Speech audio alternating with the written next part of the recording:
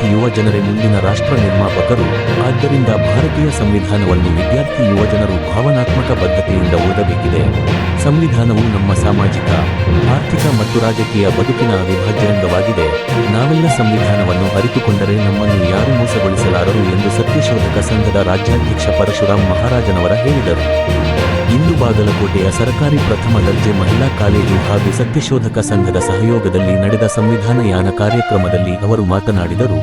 ಸಂವಿಧಾನ ಜಾರಿಗೊಂಡು 75 ವರ್ಷ ಕಳೆದರೂ ಸಂವಿಧಾನದ ಆಶಯಗಳು ಪೂರ್ಣ ಪ್ರಮಾಣದಲ್ಲಿ ಜಾರಿಕೊಂಡಿಲ್ಲ.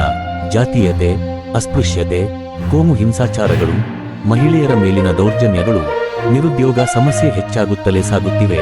ಸಂವಿಧಾನದಲ್ಲಿ ಇವುಗಳ ನಿರ್ಮೂಲನೆಗೆ ಪರಿಹಾರವಿದ್ದರೂ ಕೂಡ ಸಮಸ್ಯೆಗಳ ಬಗ್ಗೆ ಹರಿದಿಲ್ಲ. ಸಂವಿಧಾನವನ್ನು ಉಲ್ಲಂಘಿಸುತ್ತಿರುವ ರಾಜಕೀಯ ನಡೆಗಳು ಕಳವಳಕಾರಿಯಾಗಿದೆ ಎಂದು ಹೇಳಿದರು. ಸಂವಿಧಾನವನ್ನು ತಿರುಚಿ ಆಳುವವರ ನಡೆಯನ್ನು ಯುವಜನತೆ ಇಂದು ಪ್ರಶ್ನಿಸಬೇಕಿದೆ. ಅದು ಸಂವಿಧಾನವನ್ನು ಪರಿಪೂರ್ಣವಾಗಿ ಓದಿಕೊಂಡಾಗ ಮಾತ್ರ ಸಾಧ್ಯ. ಜಗತ್ತಿನ ಶ್ರೇಷ್ಠ ಸಂವಿಧಾನ ನಮ್ಮದಾಗಿದ್ದು ನಾವು ಅದನ್ನು ವಿಫಲಗೊಳಿಸುತ್ತೇವೆಯೇ ಎಂಬ ಅನುಮಾನ ಕಾಡುತ್ತಿದೆ ಎಂದು ಮಹಾರಾಜನವರ ಹೇಳಿದರು. ಕಾರ್ಯಕ್ರಮದ ಅಧ್ಯಕ್ಷತೆಯನ್ನು ಪ್ರಾಂಶುಪಾಲರಾದ ಗೀತಾಂಜಲಿ ಶ್ರೀನಿವಾಸರಾವ್ ವಹಿಸಿಕೊಂಡಿದ್ದರು. ಉಪನ್ಯಾಸಕರಾದ ಬಡಿಗೇರ್, ಬೀಳಗಿ, ಎದ್ದೇಳು ಕರ್ನಾಟಕ ಸಂಘದ ಭಾವಖಾನ್ ಮತ್ತು ಶ್ರೀಮತಿ ಪವಿತ್ರ ಜಕ್ಕಪ್ಪನವರು ಉಪಸ್ಥಿತರಿದ್ದರು. ವರದಿ ರೂರಲ್ ನ್ಯೂಸ್.